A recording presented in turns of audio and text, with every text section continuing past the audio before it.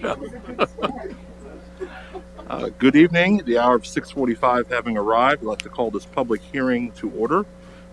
Tonight, we'll be holding a public hearing for the purposes of a proposed modification to the Borough of Carlisle's Community Development Block Grant Program Year 2014 Action Plan to undertake following activity entitled Rental Housing Rehabilitation Program and fund said activity at $36,275.51. Through the use of unexpended program year 2014 funds. And to that effect, I'd like to call Mr. Chris Rafferty to the podium. Mr. Rafferty is with the Cumberland County Redevelopment and Housing Authority. And before you begin, sir, your address for the record. Sure. My name is Chris Rafferty. I live at 310 West Hanover Street in Hanover, Pennsylvania. My office is located at 114 North Hanover Street in Carlisle Borough. As you indicated, we're here to provide the public a chance to comment on proposed change to the 2014 Annual Action Plan to supplement funding for the rental housing program that was originally funded in 2019 in the amount of $50,000. That was to address the proposed ordinance to inspect rental properties. So is there any public online that wish to comment, or none? Okay. So once this change is made, we will notify HUD of the proposed change, get their approval, and then create the activity. And then once the borough takes action on the rental housing ordinance, we'll work with the borough for the terms and conditions of this program. One of the conditions that has already been established is that if a rental property owner does receive assistance under this program to address code violations, they agree to keep the property affordable to low-moderate income folks for a period of 7 years. Are there any questions or comments? Doesn't appear to be any here. I don't think anyone in the audience has any questions. Okay. Well, seeing no public comment and with nothing further, we will adjourn this public hearing. Thank you. Thank you. And just stay where you are because we're going to Yes. roll. Well, no. Nope, we got 2 minutes. Okay. Okay. You may stand there if you'd like, but understand if you want to sit down. To extend at attention or at ease? At ease, soldier. At ease, okay. There you go. Or you can Yeah, a few seconds. Okay, we consider these right. I'll say.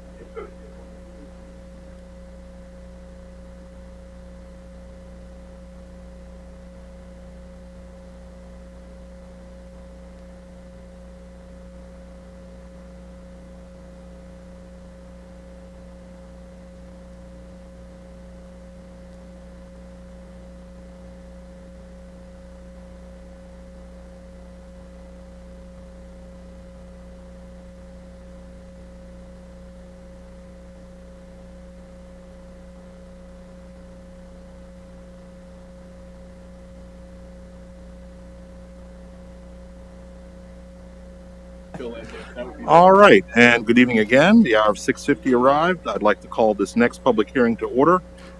This next public hearing is for the purposes of receiving public comment on the Borough of Carlisle's Consolidated Annual Performance and Evaluation Report, which we call CAPER, a requirement of the Community Development Block Grant Program for the period covering July 1st, 2020 through June 30, 2021. And once again, Mr. Chris Rafferty of the Cumberland County Redevelopment Authority is here with us. Good evening, Mayor and Council. Again, I'll indicate my address. I reside at 310 West Hanover Street in Hanover, Pennsylvania. My office is the Redevelopment Authority is located at 114 North Hanover Street in Carlisle Borough. The CAPER is required to be submitted by every entitlement community that receives CDBG funds across the nation. The program year for the borough ended on June 30th, 2021. We're required to submit it within 90 days to HUD for their review and approval. We're required to have a public hearing to give the public a chance to comment on if we met our goals and objectives that are established in our consolidated plan. And the consolidated plan is a housing and community development needs assessment, which outlines all the goals and objectives and how we're going to allocate the funds to those activities. We're required also to put that legal notice in the paper for the public, and also we post it on the borough's website and also the Redevelopment Authority's website, so the public is informed when these public hearings will be held, and they have an opportunity to comment, during that time. I'll just go over a couple key points, and then open it to any public that might be on the line or any members of council. There's various performance measures that HUD has, and one of them is that over a 3-year period, the borough is required to expend at least 70% of its funds on low moderate benefit activities. And over the past 3 years, the borough has accomplished that by spending over 80% of its funds on low moderate benefit activities. There's also a public service cap. So the borough, no community is permitted to spend more than 15% of their funds on public services. And the borough expended 11.08%. So we're below that cap. And finally, the other cap is we're not permitted to spend more than 20% of our funds on program administration or planning activities. And the borough expended 13%. So again, well below the standards set by HUD. As far as funding, we did undertake various projects over the past program year. And again, these were the amount of money expended was affected, of course, by COVID. But for the most part, we did meet some of our expenditure requirements as well. We expended $53,000 on owner-occupied rehab, and that went to 3 households. We expended $51,000 on code enforcement, where the city staff inspected over 625 inspections, or conducted 625 inspections. The Economic Development Shop Steading Program, which I think was ribbon cutting was today, for Doe and Arrows, that was a $50,000 grant to create 2 full-time jobs. The standard that HUD has established is that you have to create at least 1 job for every $35,000 provided to a business. Public facilities, the borough expended $58,000 on 3 public works activities. One was Pitt Street storm drainage, the Tort Park, and also the Hope Station improvements. And I think that is the highlights. One other matter, we did expend $341,000 over the program year 2020. So, are there any questions or comments? Is there anybody on the line? No. Does council or staff have any questions? One quick question. Just I'm on the requirement for maintaining LMI jobs as a contingency for the loan. Is that for the duration of the loan? They have to meet that, or that is correct. Okay, for the entire duration. Okay. Yes. But it also allows turnover as long That's as they correct. meet that requirement. Yes. Thank you. Yes. So if there's turnover, again, they have to create that job replacement. What they're required to do, they're required to report to us annually, on their job performance. Okay. Any additional questions?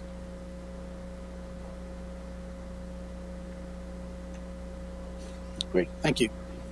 Yeah. Thank you very much. And there being no further questions, this public hearing is closed, and we will be at ease for 5 minutes until the council meeting starts at 7.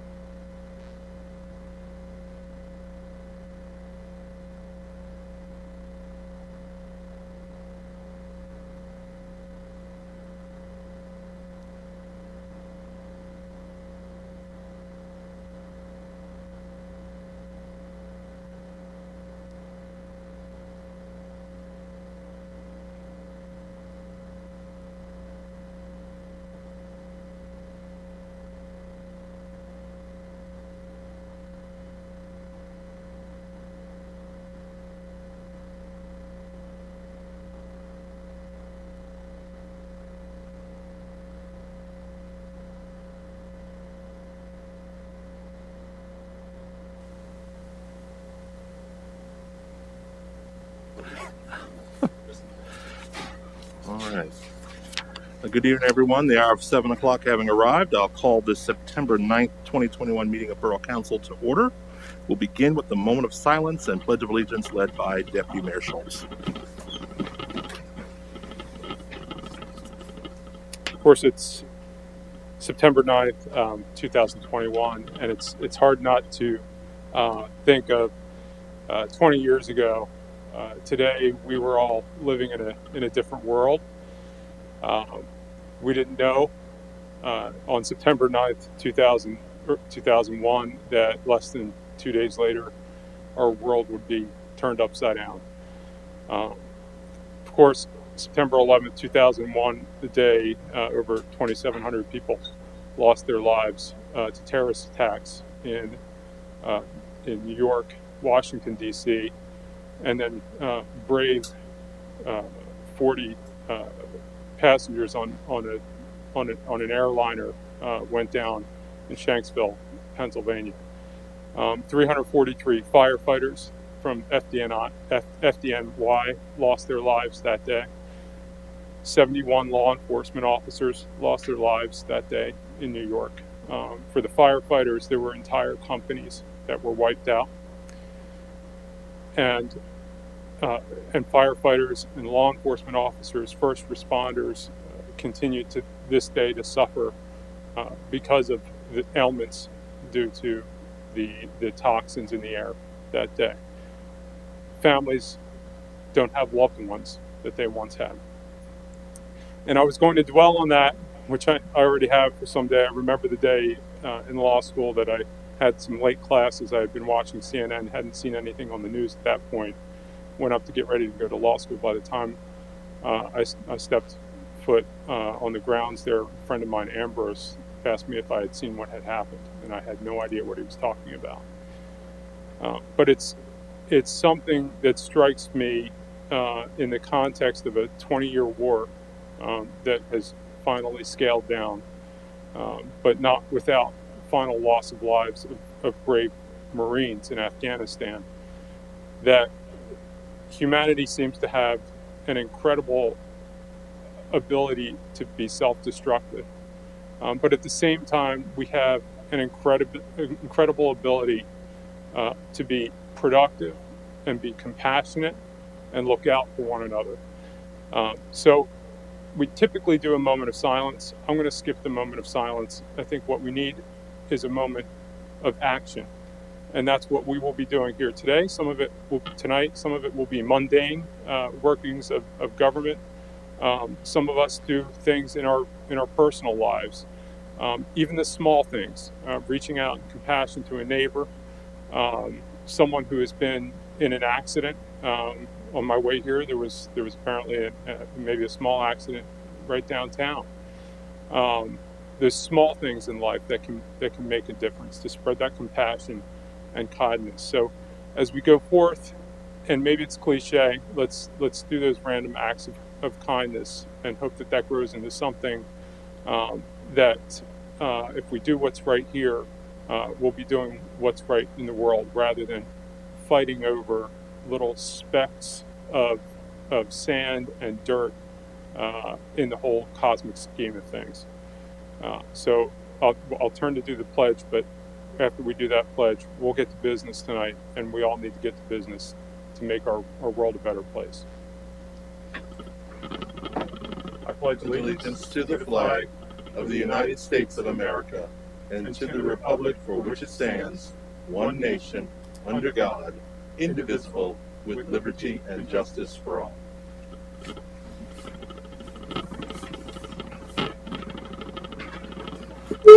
Madam Secretary, please call the roll. Mr. Clancy? Here. Ms. Fulham-Winston? Here. Mr. Hicks? Here. Ms. Landis? Here. Mr. Schultz? Here. Mayor Scott? Here. And Mr. Stubbe? Here. All right, thank you very much. Quorum is present. Next is opportunity for citizens to be heard. Members of the public may address Borough Council this time on specific issues of concern relating to borough government. Is there such a person in the audience right now?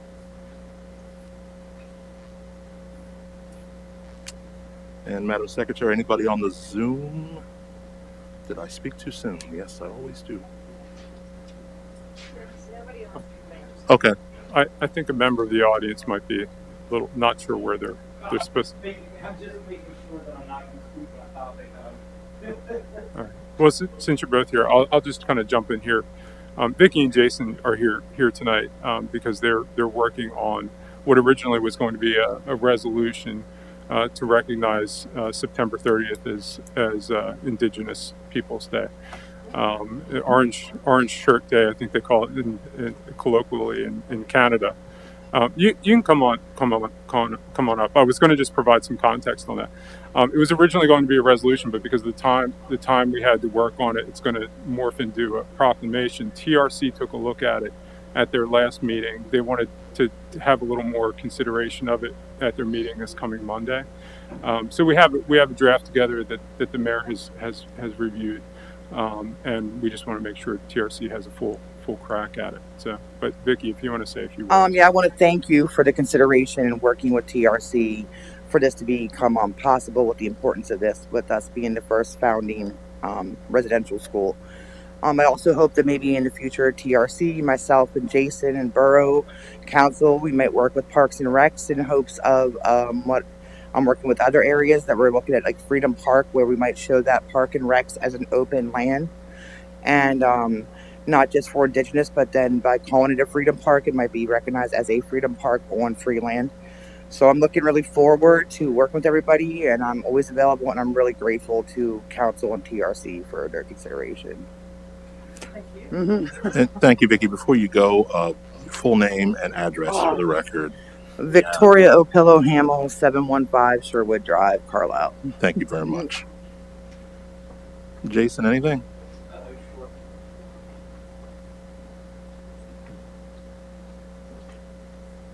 I'm Jason Turner, 165 East High Street, Carlisle, PA, 17013.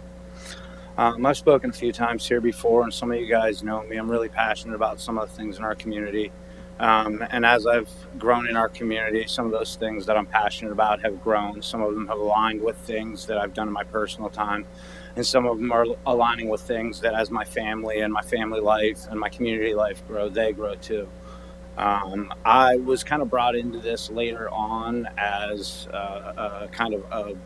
an asset to connect dots between certain organizations and certain people, and provide some background information and such. And as a community member, I want to speak personally from a moment of my experience of spending time on the Navajo Nation's tribe land when I was doing Habitat for Humanity work when I was much younger, and attending the Cannonball Reservation, the Rosebud tribe, or the Rosebud Reservation of the Lakota, Dakota, Nakota tribes in South Dakota, learning about what these people have endured and what they continue to endure, not only at the hands of our government, but at the hands of people that just don't know, because we've buried so much of that history. And as someone in the community, I continuously, and you guys have heard me say that it's my duty to step up. It's my community, and some of the stuff that we're gonna have to step up and do isn't gonna be pretty. It's not gonna be fun. I mean, this is kind of one of those things. There's a lot of really bad stuff that happened there, and it's not, and I hate to use these analogies and these things, but statues are coming down and they're possibly being put in museums where they need to be seen because they are part of our history, but they don't need to be out there. The cemetery doesn't still need to be out there, but the message that those kids and that place and what it became nationally, internationally, and globally needs to be addressed. Again, I've said this. We have monikers addressing Frederick Douglass speaking. We have the Gunsmith House. We have numerous, George Washington cannonballs. We have historical tours. We love our history in this town, and yet we have such a big part of it that made such a big impact in other places, and so few people know about it. Dickinson College, Vicki was speaking about some of the other different organizations. Dickinson College houses one of the largest and is trying to archive indigenous school record systems that is part of our historical society. We have the access to that. Once it's put forward, it'll be the largest online archive of this type in the world. It's been going on for years. There's not enough organizations working on it. Things like this, where we're actually setting up a precedent of saying, this is what we're going to do, and this is where we're going to try and head to educate and show what we as a community have done, but not only that, where we've learned from it and what we've learned from it. And I think that's the bigger side of that. While we delve into that, we need to be figuring out what we can do to help never go back and do those things again, but not to hide it, to own it and see what it really was there for, and accept that and say that maybe it was wrong, but we're in a different place now. And there's a lot of places in this town that people don't even realize there are still at churches, there are founders' pictures that are slave owners. There are pictures of guys who horribly murdered children hundreds of yards from where we live, and there is zero recognition of that. They're idolized. And again, like I said, I think there's a time and a place for everybody's history, but I don't think it necessarily needs to be there. And I would love to see us also work with the indigenous tribes, and I'm sure there are organizations, but I mean, as a community, the War College is doing it, and I'm sure there are other organizations, but as a community, it's our duty to get those bodies back. And I even think to the extreme, a lot of people don't know that, that cemetery didn't used to be there. It used to be on the football field that's there. Well, I can guarantee you that when they excavated that in 1950 to build that football stadium, they did not do it properly. And I guarantee you there are still bones there. And I think it's remiss of us to not look further into it. That's on a whole nother level for me. But again, as a community member and as a person that wants to show people in this community that they can step up, that I feel that it's a wonderful thing that you guys are allowing us to come and bring this to attention, and that you guys are learning about it and willing to educate so many other people about it. And I appreciate it and thank you. I just wanted to let you guys know that it's important to some of us. Thank you. Thank you, Jason. And now we'll move on to the consent agenda. The following is a list of routine items which do not appear to be controversial in nature and which do not require additional discussion. Council can act on this in one motion in their current form. If discussion is desired, any particular item, any member of council or the public may request the item be removed from the consent agenda, and that item will be considered separately. For council, is there any item that council would like to remove? Okay. Any member of the public or on Zoom see anything they'd like to have discussed separately on the consent agenda, which again is bottom of page 3 and all of page 4. All right. Hearing none, I'll entertain a motion to approve the consent agenda. So moved. Moved by Deputy Mayor Schultz. Is there a second? Second. Seconded by Councilor Fulham Winston. Any further discussion on any of these items? Hearing none, all those in favor signify by saying aye. Aye. Opposed? The ayes have it. Motion carries. And that's everything again on pages 3 and 4. Moving to the regular agenda, I do not believe there are any tabled continued or recurring items.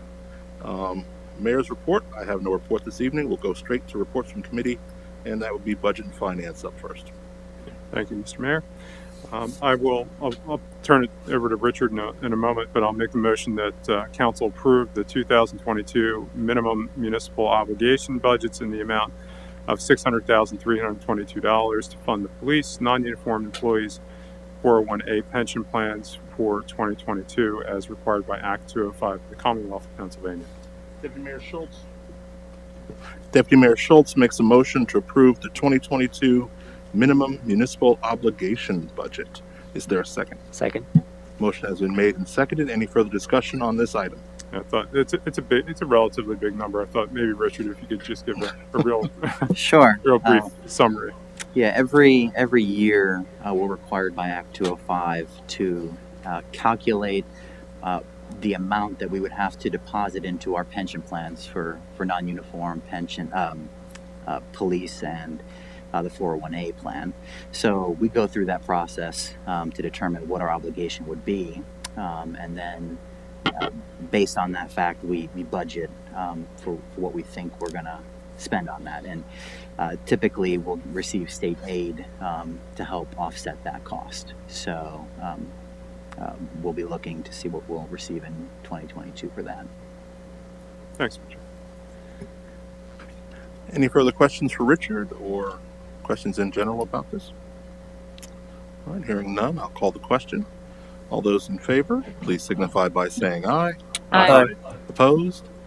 The ayes have it. Motion carries. And that concludes my report. Thank you, sir. Community planning and smart growth. Thank you, Mr. Mayor. I have 2 items tonight. First, I'll make a motion that Borough Council may approve a proposed modification to the Borough of Carlisle's Community Development Block Grant CDBG program year 2014 action plan to undertake the following activity entitled Rental Housing Rehabilitation Program and fund said activity at $36,275.51 through the use of unexpended PY 2014 funds. Thank you very much. Councilor Crampsey makes a motion for council to approve a proposed modification to the borough's CDBG program year 2014 action plan. Do we have a second? Second. Motion has been made and seconded. Any further discussion on this item? Hearing none. All those in favor, please signify by saying aye. Aye. Aye. Opposed? The ayes have it. And this was the subject of our public hearing we had earlier this evening. Yes, thank you, Mr. Mayor. I forgot to mention that the first 2 items will be following up on those public hearings we had. The second item, I'll make a motion that Borough Council may approve the Borough of Carlisle's Consolidated Annual Performance and Evaluation Report, the CAPER, a requirement of the Community Development Block Grant CDBG program for the period covering July 1st, 2020 through June 30th, 2021. Mr. Crampsey moves that council approve the CAPER for this year. Is there a second? Second. We have a motion and a second. Any further discussion? Hearing none. All those in favor signify by saying aye. Aye. Opposed? The ayes have it. Motion carries. Thank you, Mr. Mayor. And my last item tonight is a discussion item. We had mentioned this in a previous council meeting, but now local municipalities in Pennsylvania are able to explore the use of single-use plastics as of July 1st, 2021, as of this year.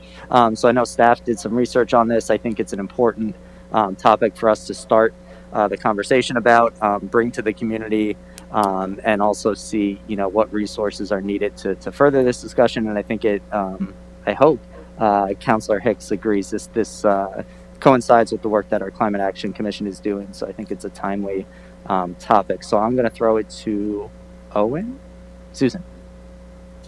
I'm going to throw it to Susan. Well, I thought initially we could go to Councilor Hicks because I knew that he too was very much involved in the process of the problem statement, and then definitely go to our Assistant Manager Owen Snyder, who helped do the lift on this as well. Great, let's do it. Councilor Hicks? Yeah, I do want to recognize Owen for all of his sort of shepherding a lot of input from different folks to put together what is provided to you in this problem definition. We don't always approach problems with this sort of detail, but we do view this issue of single-use plastics as being both important to some of our goals, but also of potential impact to pretty much every person in the borough in some way or another. Many businesses in the borough as well. So, I'm sure Philadelphia and other municipalities have given this due thought in their approach. We've had the privilege and the luck, really, of having 2 different schools and universities, Dickinson and Widener Law School, stepped up to provide sort of faculty-guided student assistance for this issue. We thought the goals of this issue were well aligned with doing what some of us would sort of call a formal policy analysis, which is a process of looking at past results, past approaches, looking at how the community would view different types of activities.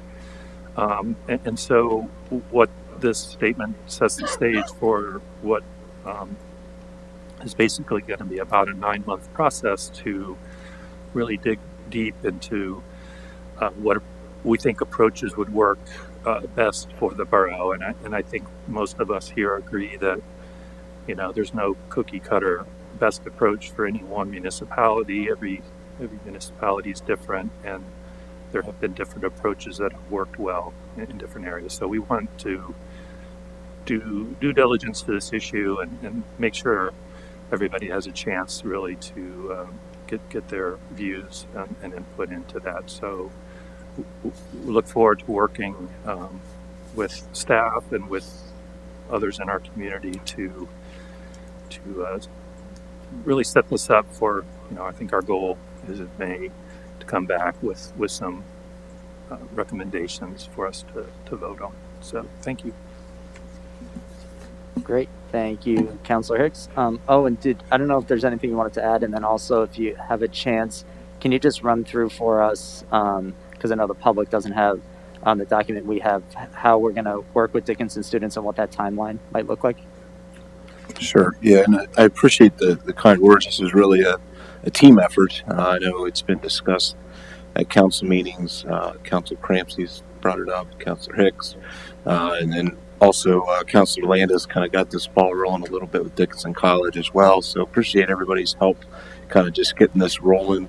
I really just kind of kept things organized. A lot of other people did the detailed work, and the finance director, Richard Day, Mark Malrich, Tiffany Strides, what part of Mark's team, and Susan as well. So it's just kind of a good collaborative effort. I think we have a good start here.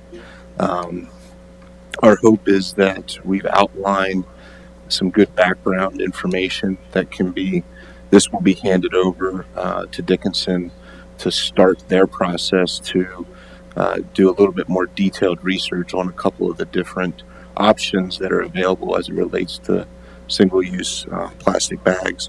And I'll just highlight kind of what we've identified that they will initially focus on as options available to a community to make changes to plastic bags. The options that we've identified that Dickinson will start to research include having a ban on plastic bags, instituting a fee. There could be a combination of a fee and a ban. There could be incentives put in place to modify behavior.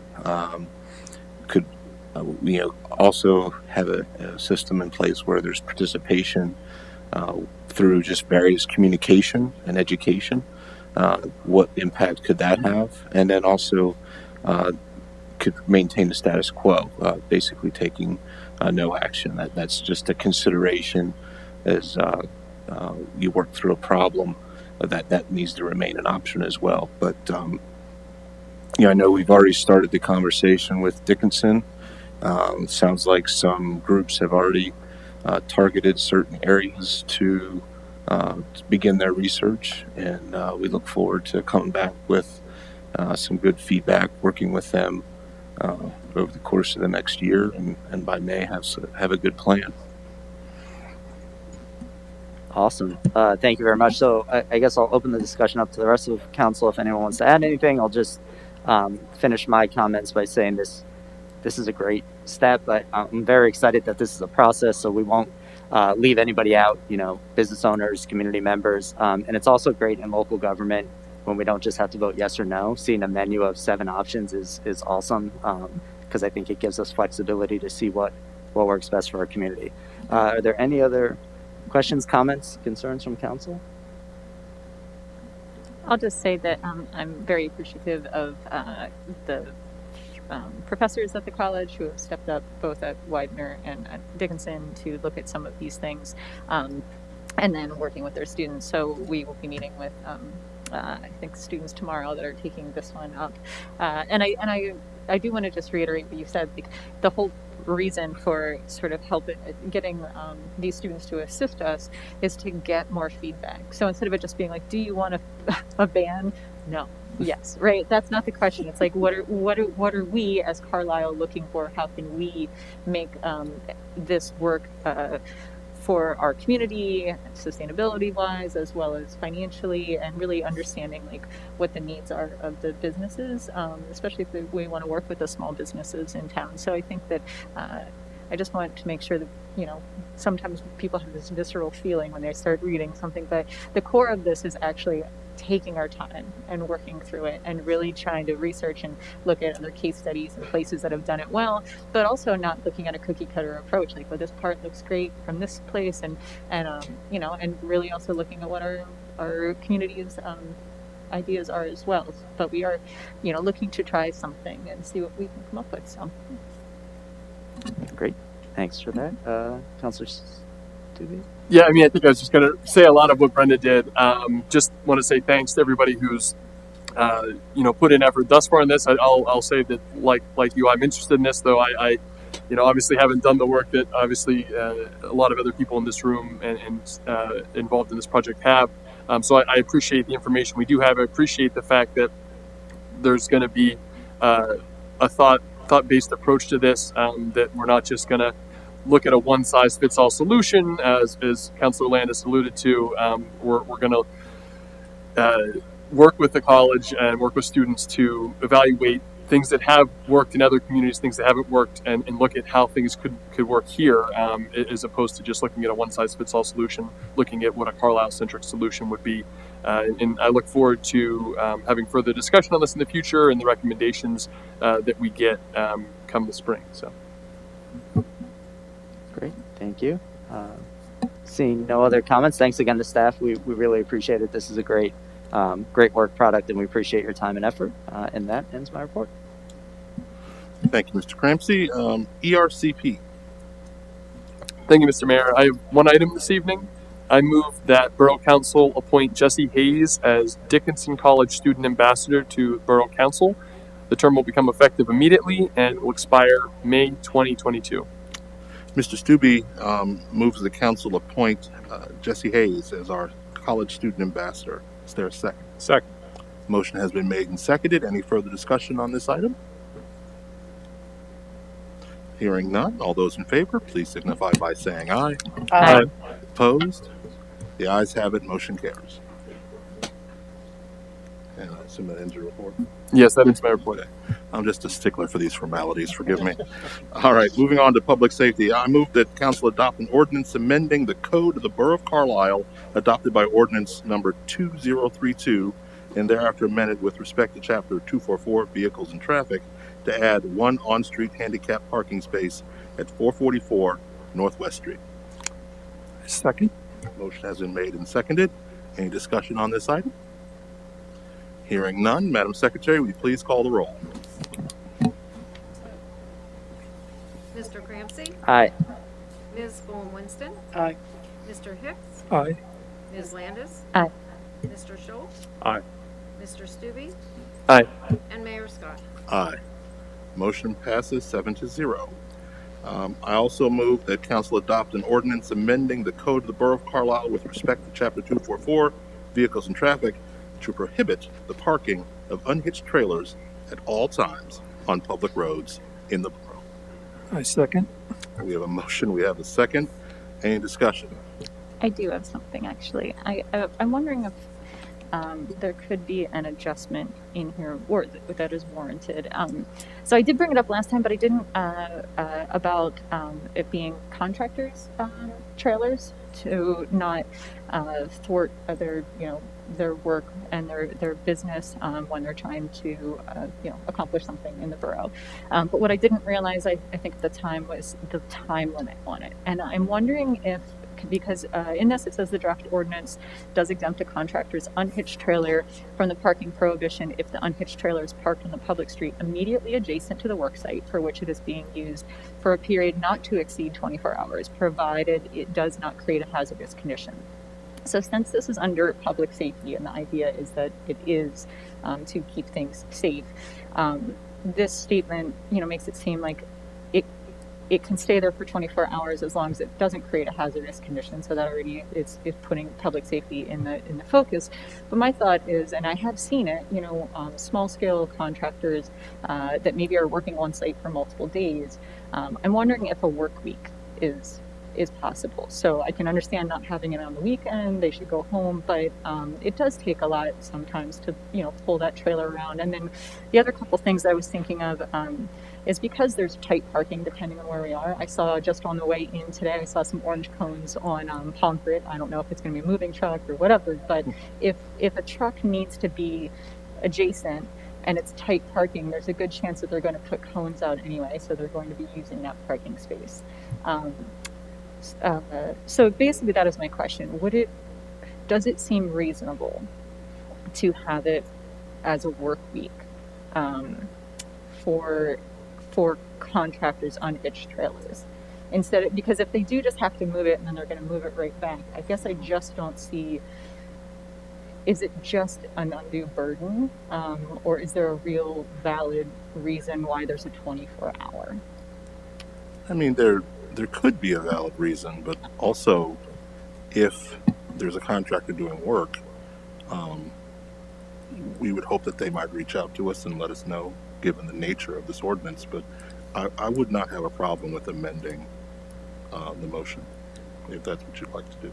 Yeah, I would agree and support Councilor Landis on that. I'm just thinking of some of the contractors we have in the borough. If you're getting your bathroom redone and they have a hitch trailer and there's supplies in there and they have just workers within that company coming and going to have to move that every day when they have materials in there, I think would be, I imagine we'd get some complaints about that. So I think a week seems fair. And then to Councilor Landis' point, if they can move it on the weekend and then bring it back, that would make sense to me. Okay, we got a yes over here. I generally concur. I think having a conservative default, I'm comfortable with 24 hours, but I think having a provision, an amendment that says with some sort of permission or, with coordination, it would, I would probably prefer if they nominated a time rather than continually sort of perpetuating. So I'm in favor of amending it. I'm probably in favor of keeping the 24-hour as a default and maybe giving permission on sort of an ad hoc basis based on the specific needs of a contractor. Those are my thoughts. I was just thinking, in terms of the amending it, if we noted that it had to be an active work site, that the work was actually, it's being done right now. It's not that it's sitting there from last week or the week before or for next week, but that there's some caveat that it has to be an active work site. And I think, I wouldn't advocate for any sort of fee for any sort of, document, but at the same time, there is no provision in there. So right now, it just seems like a very hard and fast rule that doesn't have flexibility. And I think that for our contractors in the borough, I think that allowing for some sort of flexibility without it being a huge burden to prove that they're, doing their work. Yeah. And because this came about because of one concern, I just don't want it to become a big problem in a different way that we are not expecting, when there's so many folks that play nice and do well. Exactly. So that's my biggest concern. So, I would be for the work week, and if it does continue to be an issue, then we could change it the opposite direction and make it more stringent. But that's just my personal view. I have a logistics question. So if there was consensus to amend this, Mr. Solicitor would have to be redrafted and re-advertised and 30 days public comment, or no? If the ordinance is going to be amended, then we'll have to advertise it for at least 10 according to the charter. And for us, so we would approve it tonight and then amend it later, that you would still have to go through the same process? Right. So Why don't we just amend it? Yeah, we could amend it. We could table it. We could table it. And then advertise the change, and that's just in time for our October workshop then. I think that would be great. Okay. We're gonna, so we've advertised this tonight. If we table, and if we table it and amend it, we're going to advertise again. Is it worth? If we just amend it tonight, then it's a one-step process to re-advertise. We can amend. Well, correct? No. I'm not saying we amend it tonight. Yeah. We've advertised it once already in the current form. We're going to then amend this and then advertise it again for next month for that purpose. Okay. I just wanted to be clear that everybody was on. I wasn't entirely sure where everybody was going with that. Okay. But okay. I do apologize for bringing this now, but I just didn't. Yeah. I didn't realize it when I asked last time, and it really just. It was just something that stuck with me, and I do appreciate. I want to make sure that what we put forward is reasonable on all levels. Sure. Okay. Yeah. I hate to be so cynical after trying to, at the end of my moment earlier tonight, trying to turn it positive, but people find a way to the more flexibility you try to build into an ordinance, people find a way to use that against you. So we obviously we obviously have to be mindful of that balance. So, and I don't want to create sort of a permit process where if it's going to, because I don't think it's worth that. But you hope it's not. They have it in place for a week and then they move it a couple of spaces down, and it's not really an active work site, but they're saying they're doing work there, and you can imagine, right? So, I guess it's just part of the job. You're cynical. I guess my question is, are we seeing that? It was brought to us because of one particular issue, but are we seeing something like that elsewhere? I mean, have we seen it with any contractors, like that someone just either sits it or moves it? I think that this was brought to us. Those folks happen to live on a very narrow street. Right. We have very wide streets in other areas of the borough, so we're trying to fix a problem in one area. Will there be spillover into another area? I don't know. And that's why I asked about the contractor specifically. It's different when we're looking at all these other ones and we're having an exemption for the contractors. My question was, do we have an issue?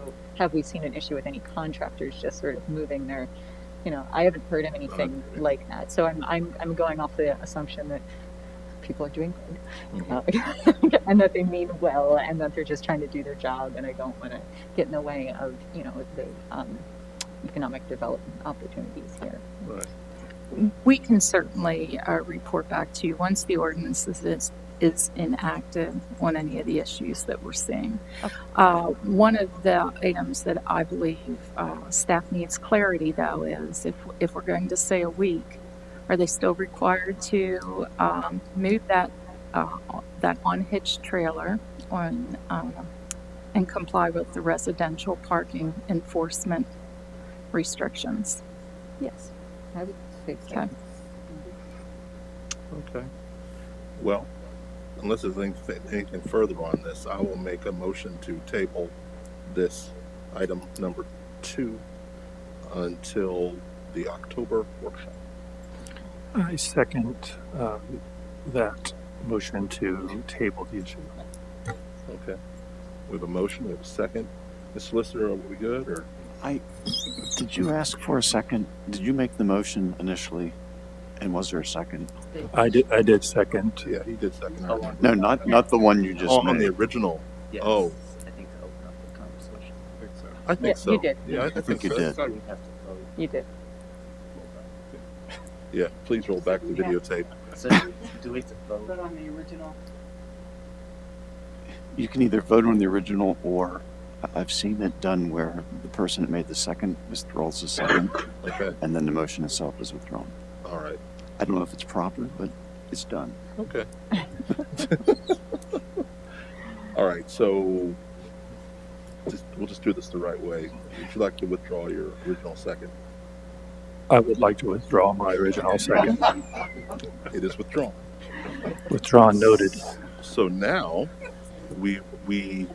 all right. So now we move on to actually tabling item number D2, right?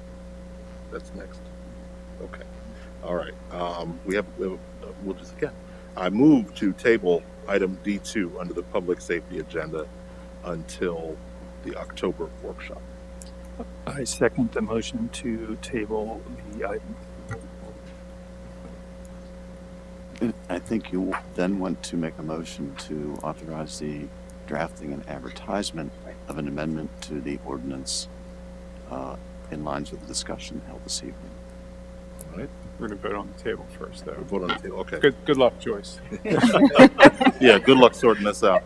All those in favor of tabling item D2 under the public safety agenda, please say aye. Aye. Opposed? The ayes have it. This is tabled. And now I'll entertain a motion to draft and advertise an amendment to the proposed ordinance, amending the Borough of Carlisle with respect to Chapter 244, Vehicles and Traffic, to prohibit the parking of unhitched trailers at all times on public roads in the borough, based on the discussion that we've had this evening. I second that. All right, we have a motion and a second. Any further discussion? Hearing none, those in favor, please signify by saying aye. Aye. Opposed? The ayes have it. Motion carries. Thank you. I'm sorry. I'll bake you all cookies. Nope, no worries. We'll fix all this in editing. Don't worry. I did talk about the mundane intricacies of government earlier. This is definitely mundane. All right. I move the council approve the installation of one on-street handicap parking space at 430 Fairground Avenue due to site constraints created by the Carlisle Connectivity Project. No resident fee shall be incurred. Second. Motion has been made and seconded. Any discussion on this item? Hearing none. All those in favor, please signify by saying aye. Aye. Opposed? The ayes have it. Motion carries. Next up, it's having a discussion on decriminalization of cannabis. And just to, I'll frame this, and then I'll kick it over to Mr. Stubbe for his thoughts and comments first. Council adopted a ordinance on December 10th, 2020 that called for the decriminalization of a small amount of marijuana and the possession of marijuana paraphernalia. When we did this, it was a pilot program in order to assess the social and economic benefits to be gained by such a decriminalization of possession and use of a small amount of marijuana and the possession of marijuana paraphernalia. We are now, it will expire in December of this year, so we're being a little proactive and having a discussion now about reauthorizing. Mr. Stubbe, this was your baby. Thanks, Mr. Mayor. Yes, so just reiterating what you said, as everyone knows, we passed this ordinance in December. The ordinance itself contained a provision whereby it would expire 1 year after its effective date, so therefore it would expire in December of this year, as opposed to waiting till the last minute to consider this. I thought it prudent to bring up now. As well, the ordinance contains a reporting provision that would continue on should council further extend the ordinance. Based on the past year, I personally have not seen anything that makes me feel otherwise about the ordinance. As I think everyone knows, I was a firm supporter of passing it last year.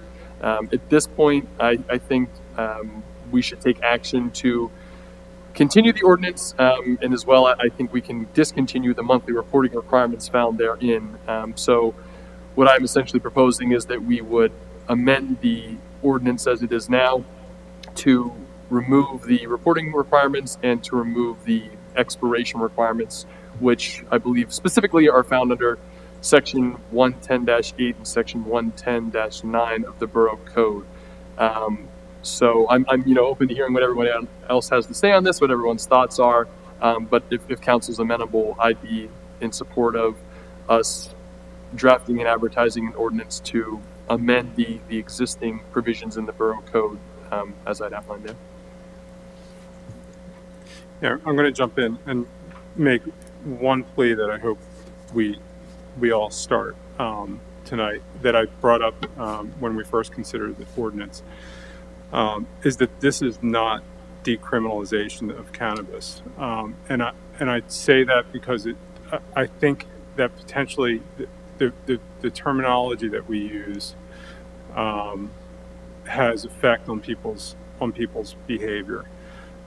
So if we can stop calling it decriminalization of cannabis, I think a lot of people may appreciate that. And I know of at least a couple instances where people have thought we truly decriminalized the use of cannabis in public settings, in perhaps, although anecdotal, at the one meeting we had at Hope Station, ways that are troubling to neighbors. I know we had an incident out at the swimming pool where a woman claimed that because she had I guess a medicinal use card, that she could roll a joint at the pool, and there are children there. We wouldn't allow someone to smoke anything in that case. And I think the woman, am I correct, Andrew, claimed that it was decriminalized or something along those lines. It was legal and she could go ahead and do it. At the swimming pool. Yeah. She said she had a medical card, and we asked, okay, do you have that? And she didn't have that in her person, but yes. Yeah. But it was in the public setting. Thanks. And so I'm just concerned about the terminology that we're using primarily, and it's on the agenda as that, because I think it sends the wrong message, because decriminalization suggests that it's gone as a crime. It's not. It's still a misdemeanor in Pennsylvania. It's now, there's actually, what we did was created another level of crime. We created another crime that's a summary offense, effectively. Summary offense is still part of the effectively the criminal code, and so we create another level to allow our police officers the discretion to use a summary offense instead of a misdemeanor, because of the impacts that a misdemeanor has on a person's life and ability to gain a job, and in particular disparate impact that it has among people of color. So I get the reason that I fully agree with the reasoning behind what we're doing tonight, and I do not have any trouble going forward with this, because I think it's what we've seen statistically is I don't think it's having a terribly negative impact on anyone. I still, it's a $10 fine, but there's that financial suffering that people may have. But I think given the situations that we're encountering and could encounter in public parks, where we have previously prohibited smoking of any kind of tobacco, that I think we want to continue to at least offer the officers that discretion to use. I imagine, although I don't have the stats, and I'm sort of guessing, that it's probably had very limited, if any, impact on the charging of misdemeanors. I mean, Chief, I'm not going to ask you to answer that question here tonight, but it might be something that may be of interest of all of us. And it's only 1 year, so statistically, I'm not sure how much that would tell us anyway, but it would be maybe perhaps interesting information. So the bottom line is, if we can try to reframe the way we're approaching this, just to be clear about what it's actually doing. But at the end of the day, I'm satisfied to have this march forward.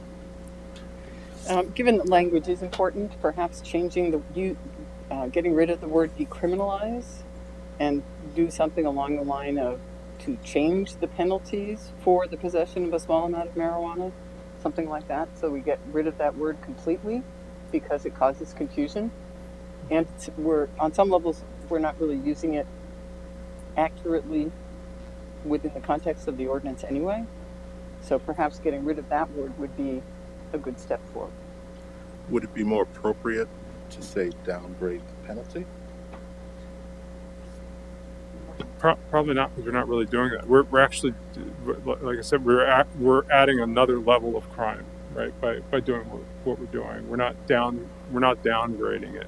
And I know rhetorically, and I think what our hope is that it reduces the impact on those that we're trying to reduce the disparate impact on. But I don't know. I think we have some time to work through this between now and December and figure out that terminology. I just wanted to put that sort of front and center. For what it's worth, I don't know that we really use the wording decriminalize in the ordinance itself. I mean, in the legislative findings, but and that's again that's around the language of pilot program. But once you get into the meat and bones of the ordinance, that isn't the terminology used. So I mean, I think removing that language doesn't substantively change the ordinance anyway. So most of the use of that has been more so in how we list it under the public agenda. Joel? Yeah, I just want to say I'm very favorable with the idea of continuing this past the year trial. I actually might have a different opinion in terms of the data collection requirements. I think one of the things that is important to me is to, given the nature of the impact originally, that having keeping track of the items in section 180-8 is still useful. It is to me to get a gauge of the impact.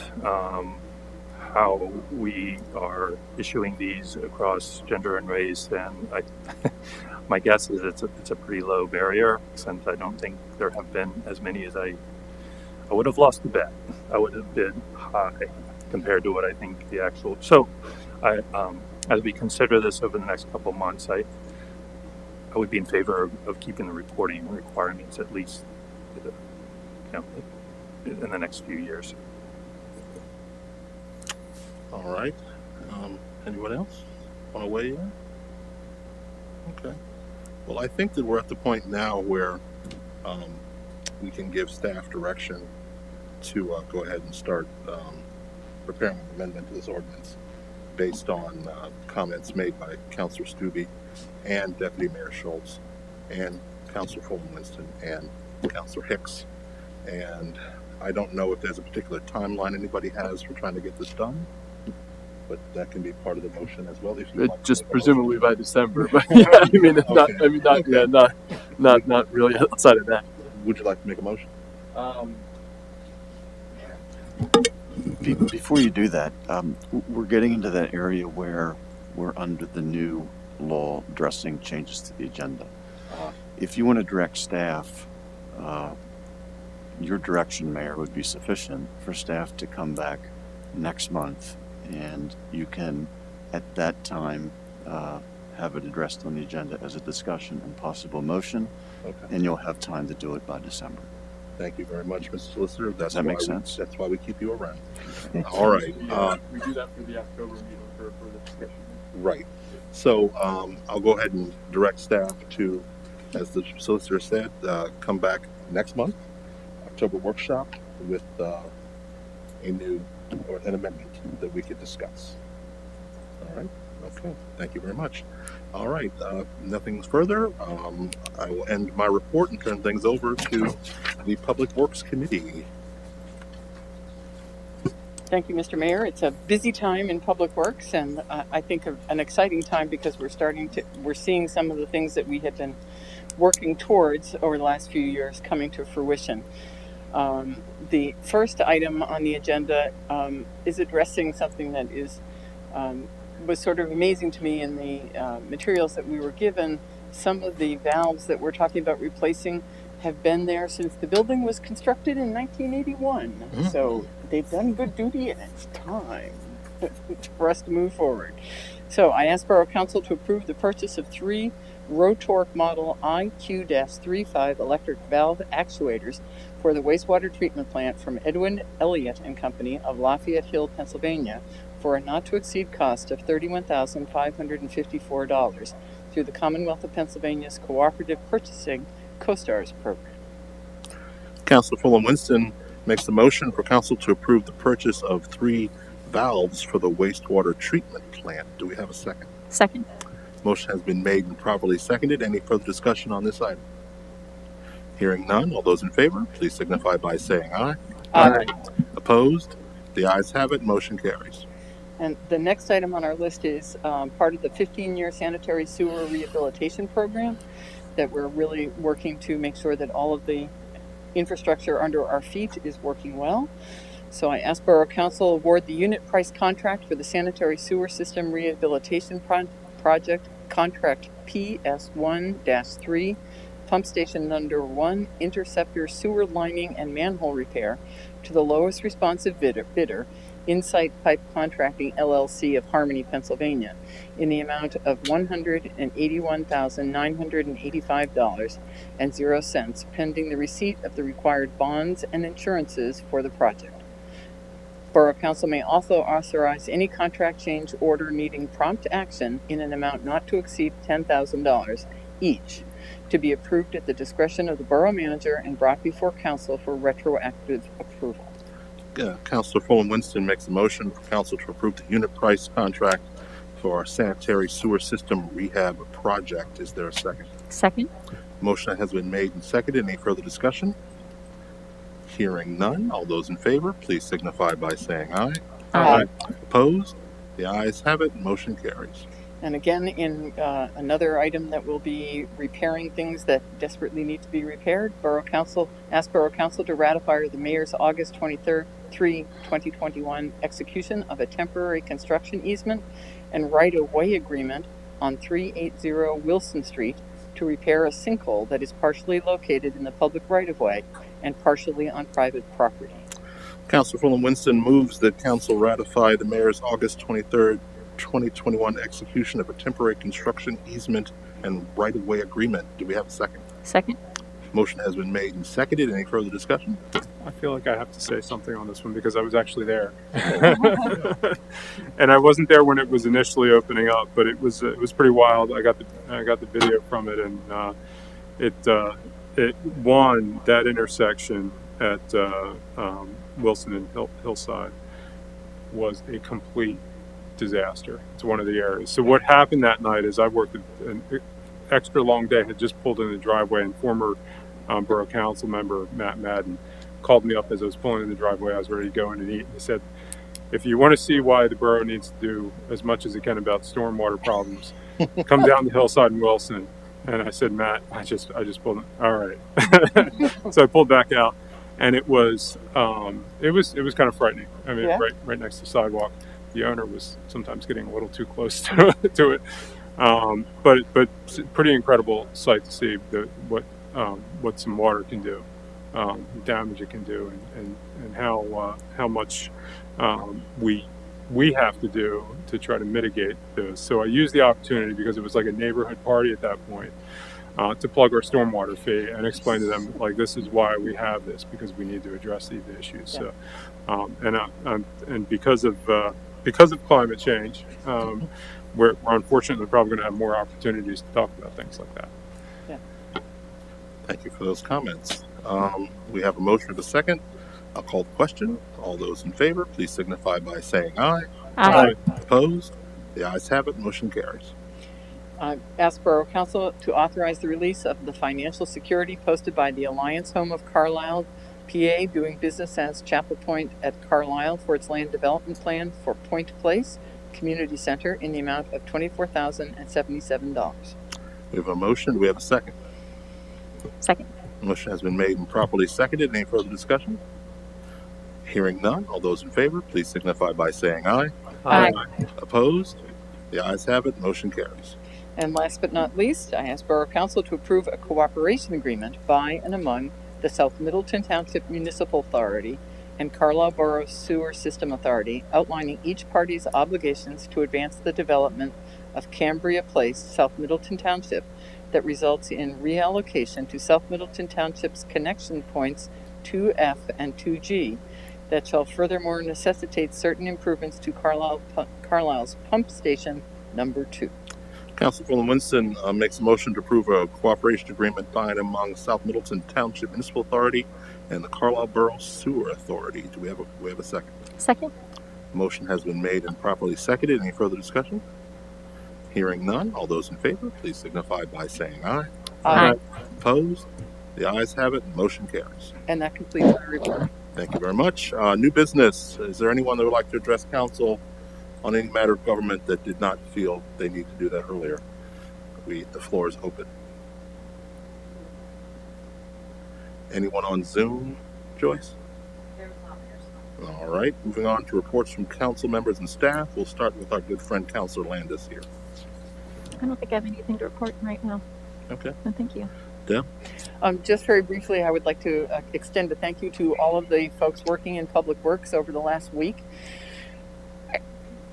Crazy times. The sheer amount of water that came through the borough in that period of time was extraordinary, and they stepped up and made sure that we were all safe and drinking good water and making sure that everything was working the way it was supposed to. So please extend our thanks for the extraordinary great efforts that they provided for all of us. Well said. Mr. Crampsey? Just echoing what Deb said, thank you to all staff. I know it was all hands on deck. I think, Stephanie, we actually had a positive Facebook comment, which is wild in this day and age if you're on social media. So I've also heard from my neighbors, and I think if you drove around the borough, just the amount of water and how our staff, everyone pitched in, and both of our chiefs and everyone stayed safe. It's really a testament.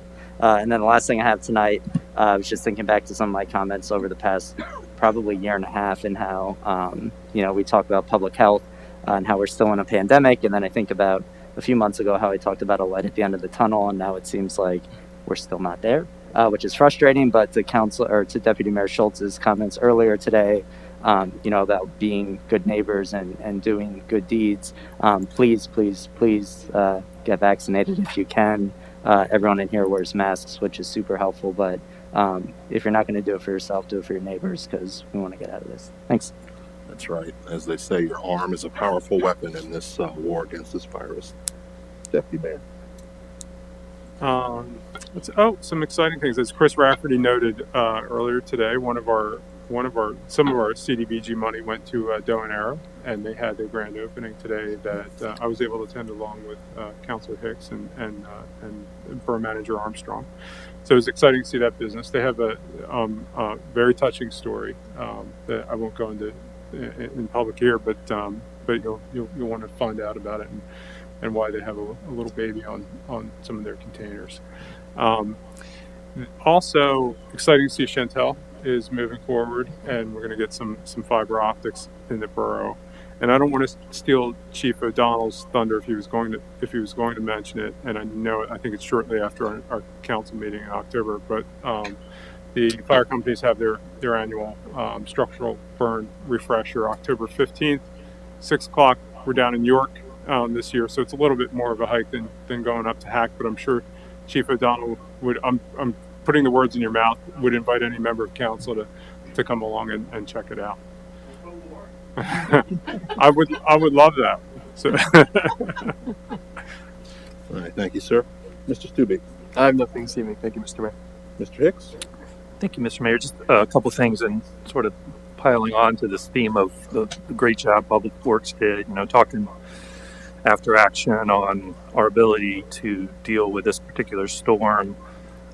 We didn't have a lot of margin. We did not have a whole, and I won't go into details, and this I bring up because the reality is probably the assumptions and models we use to build what we could handle today are based on faulty models, and are probably going to become even less predictable.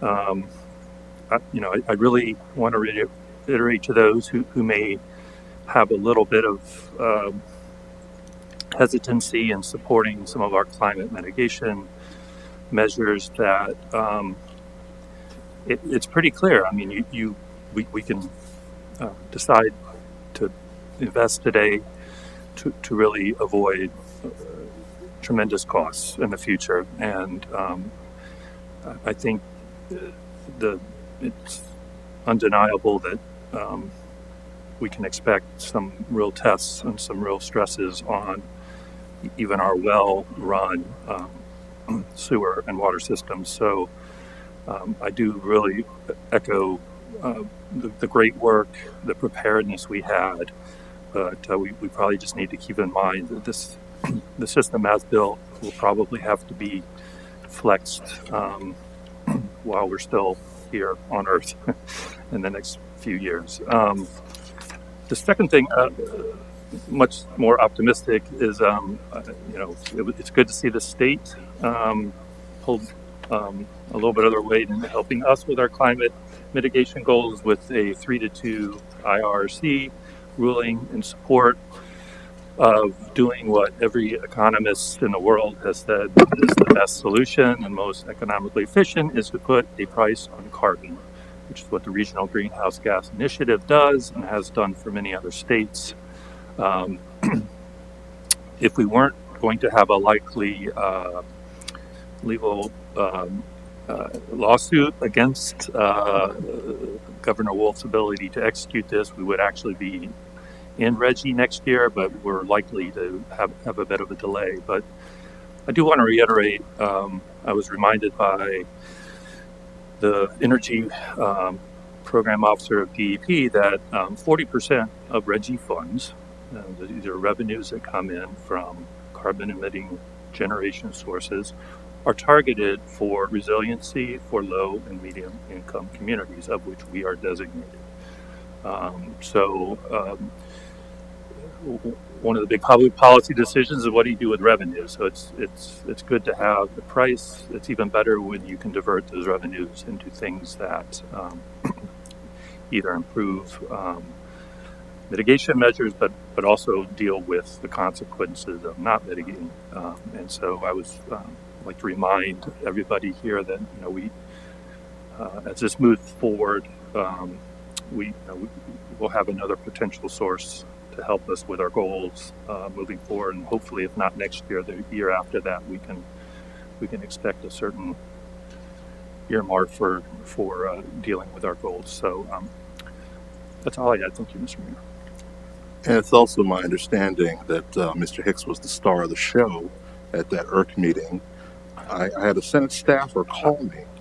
I don't think that's entirely the case. I will say it was raining so hard. It's the first time I left my credit card in a parking meter in downtown Harrisburg, which I'm happy to report got turned into the Harrisburg Parking Authority, and I recovered. And I want to thank the unknown citizen in Harrisburg who delivered my card to the parking authority. You saved me much gnashing of teeth. But yes, that is definitely a minor miracle. But yes, she called me. The staffer called me. And she mentioned the fact that you were doing a good job. But the big thing was, she said, the chairman called your name out and said you were the mayor of Carlisle. Like, oh, okay. Well, it just shows you where people's priorities are. But good job at that IRC hearing, by the way. I told him I wasn't as good looking as the real mayor of Carlisle. Thank you very much. Susan, anything from staff? I would just like to say thank you so much for recognizing the efforts of so many.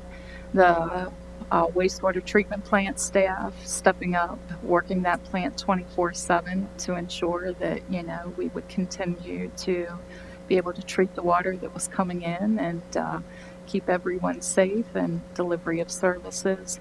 The Public Works, Water Resources teams pulling together, keeping the intersections open when they could, monitoring those.